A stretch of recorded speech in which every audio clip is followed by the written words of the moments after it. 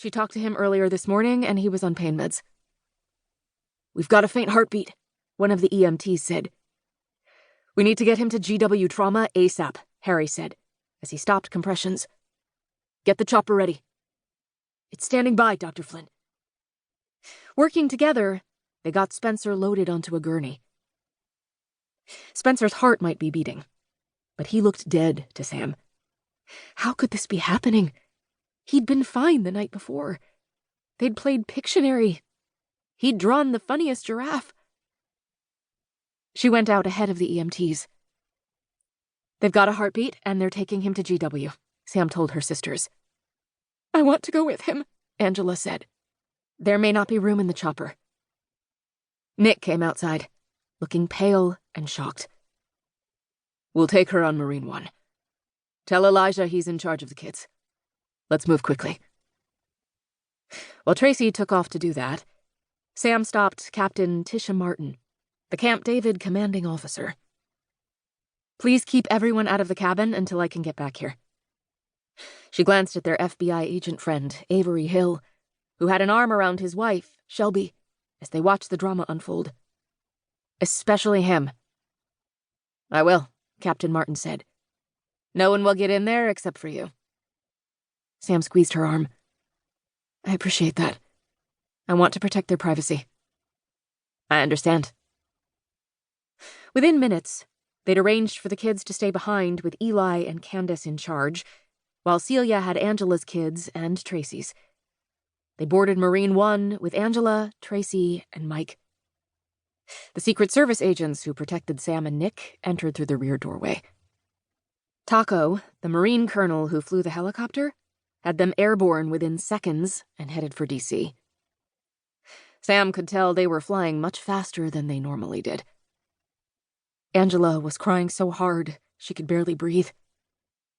Brant, Nick's lead agent, came into their cabin, whispering something in Nick's ear, and then returned to the aft cabin. "What?" Angela said. "Tell me." "He crashed again," Nick said. "They're trying to resuscitate him."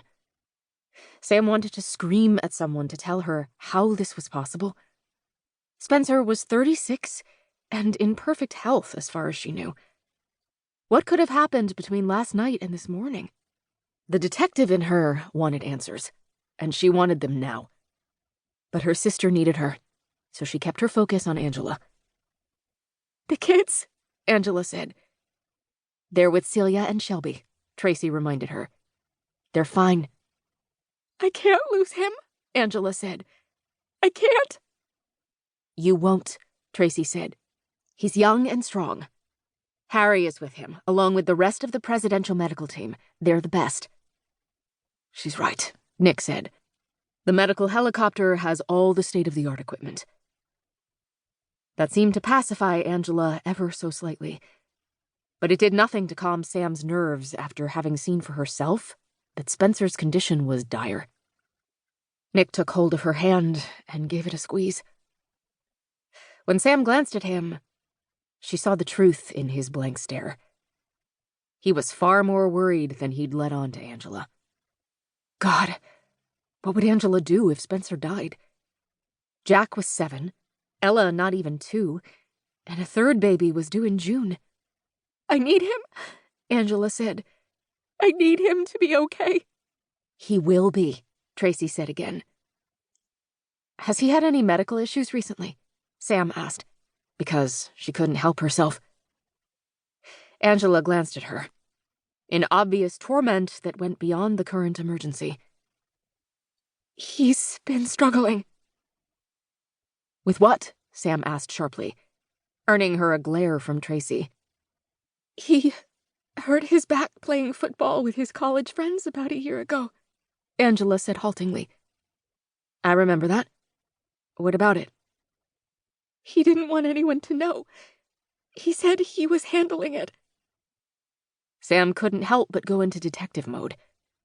Know what? Handling what? Angela took a deep breath. When she released it, she choked on a sob. "He got hooked on the meds they gave him for the pain." "Was it Oxy?" Sam asked. Angela nodded.